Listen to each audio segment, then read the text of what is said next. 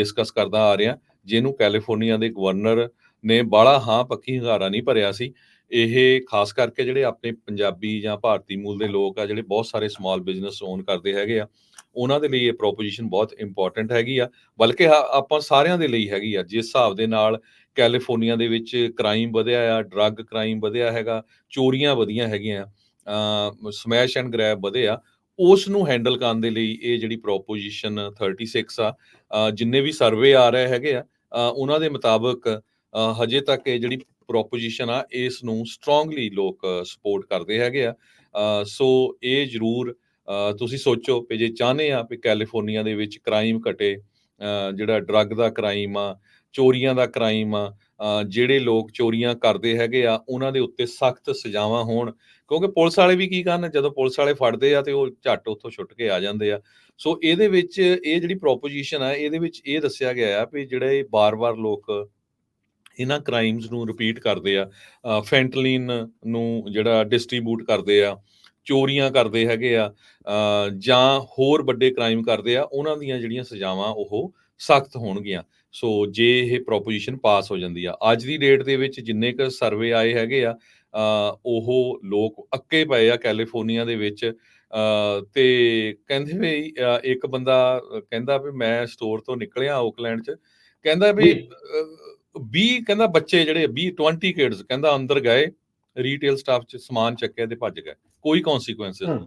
ਸੋ ਆਮ ਲੋਕ ਬਹੁਤ ਔਖੇ ਆ ਜਦੋਂ ਪ੍ਰੋਪੋਜੀਸ਼ਨ 47 ਜਿਹੜਾ $950 ਵਾਲਾ ਵੀ ਜੀ ਤੁਸੀਂ ਚੋਰੀ ਕਰ ਸਕਦੇ ਆ, ਤੁਹਾਨੂੰ ਹੋਣਾ ਕੁਛ ਨਹੀਂ ਸੀਗਾ, ਤਾਂ ਸੀ ਵੀ ਮਿਸਡਮੀਨਰ ਚਾਰਜਸ ਲੱਗੂਗੇ, ਪਰ ਉਹ ਲੱਗਦੇ ਹੀ ਨਹੀਂ ਕਿਉਂਕਿ ਪੁਲਿਸ ਵਾਲੇ ਕਹਿੰਦੇ ਵੀ ਇਹਦੇ ਤੇ ਕੁਛ ਐਕਸ਼ਨ ਹੀ ਨਹੀਂ ਹੁੰਦਾ। ਸੋ ਉਹ ਪ੍ਰੋਪੋਜੀਸ਼ਨ ਬਹੁਤ ਇੰਪੋਰਟੈਂਟ ਹੈਗੀ ਆ। ਜਿੰਨੇ ਵੀ ਜਿਹੜੇ ਆਪਣੇ ਕੈਲੀਫੋਰਨੀਆ ਦੇ ਰੈਜ਼ੀਡੈਂਟਸ ਹੈਗੇ ਆ, ਸਿਟੀਜ਼ਨ ਹੈਗੇ ਜਿਨ੍ਹਾਂ ਨੇ ਵੋਟ ਪਾਣੀ ਆ, ਵੀ ਭਾਈ ਸੋਚੋ ਜੇ ਤੁਸੀਂ ਕੈਲੀਫੋਰਨੀਆ ਨੂੰ ਕਲੀਨ ਕਰਨਾ ਚਾਹੁੰਦੇ ਆ ਵੀ ਕ੍ਰਾਈਮ ਘਟੇ ਸਾਰਾ ਕੁਛ, ਤਾਂ ਹੱਕ 'ਚ ਵੋਟ ਪਾਓ। ਜੇ ਤੁਸੀਂ ਚਾਹੁੰਦੇ ਆ ਵੀ ਇੱਦਾਂ ਹੀ ਚੱਲਦਾ ਰਹੇ ਤਾਂ ਨਾ ਦੇ ਵਿੱਚ ਵੋਟ ਪਾਓ।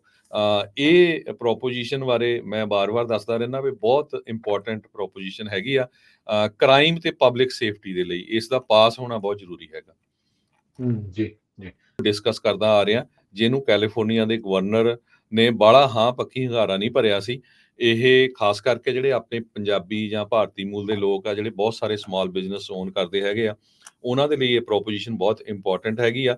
ਬਲਕਿ ਆਪਾਂ ਸਾਰਿਆਂ ਦੇ ਲਈ ਹੈਗੀ ਆ। ਜਿਸ ਹਿਸਾਬ ਦੇ ਨਾਲ ਕੈਲੀਫੋਰਨੀਆ ਦੇ ਵਿੱਚ ਕ੍ਰਾਈਮ ਵਧਿਆ ਆ, ਡਰੱਗ ਕ੍ਰਾਈਮ ਵਧਿਆ ਹੈਗਾ, ਚੋਰੀਆਂ ਵਧੀਆਂ ਹੈਗੀਆਂ, ਸਮੈਸ਼ ਐਂਡ ਗ੍ਰੈਬ ਵਧੇ ਆ, ਉਸ ਨੂੰ ਹੈਂਡਲ ਕਰਨ ਦੇ ਲਈ ਇਹ ਜਿਹੜੀ ਪ੍ਰੋਪੋਜੀਸ਼ਨ 36 ਆ, ਜਿੰਨੇ ਵੀ ਸਰਵੇ ਆ ਰਹੇ ਹੈਗੇ ਆ, ਉਹਨਾਂ ਦੇ ਮੁਤਾਬਕ ਹਜੇ ਤੱਕ ਇਹ ਜਿਹੜੀ ਪ੍ਰੋਪੋਜੀਸ਼ਨ ਆ, ਇਸ ਨੂੰ ਸਟਰੋਂਗਲੀ ਲੋਕ ਸਪੋਰਟ ਕਰਦੇ ਹੈਗੇ ਆ।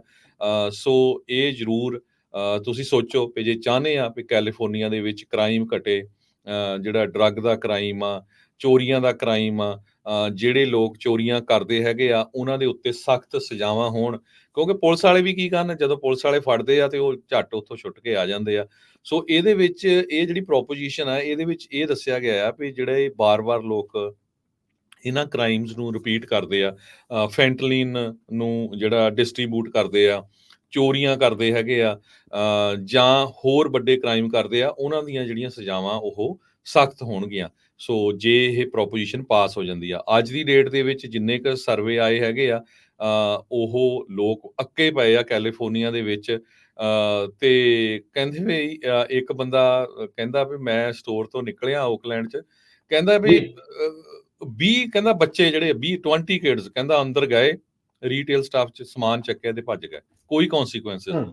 ਸੋ ਆਮ ਲੋਕ ਬਹੁਤ ਔਖੇ ਆ ਜਦੋਂ ਪ੍ਰੋਪੋਜੀਸ਼ਨ 47 ਜਿਹੜਾ $950 ਵਾਲਾ ਵੀ ਜੀ ਤੁਸੀਂ ਚੋਰੀ ਕਰ ਸਕਦੇ ਆ, ਤੁਹਾਨੂੰ ਹੋਣਾ ਕੁਛ ਨਹੀਂ ਸੀਗਾ, ਤਾਂ ਸੀ ਵੀ ਮਿਸਡਮੀਨਰ ਚਾਰਜਸ ਲੱਗੂਗੇ, ਪਰ ਉਹ ਲੱਗਦੇ ਹੀ ਨਹੀਂ ਕਿਉਂਕਿ ਪੁਲਿਸ ਵਾਲੇ ਕਹਿੰਦੇ ਵੀ ਇਹਦੇ ਤੇ ਕੁਛ ਐਕਸ਼ਨ ਹੀ ਨਹੀਂ ਹੁੰਦਾ। ਸੋ ਉਹ ਪ੍ਰੋਪੋਜੀਸ਼ਨ ਬਹੁਤ ਇੰਪੋਰਟੈਂਟ ਹੈਗੀ ਆ।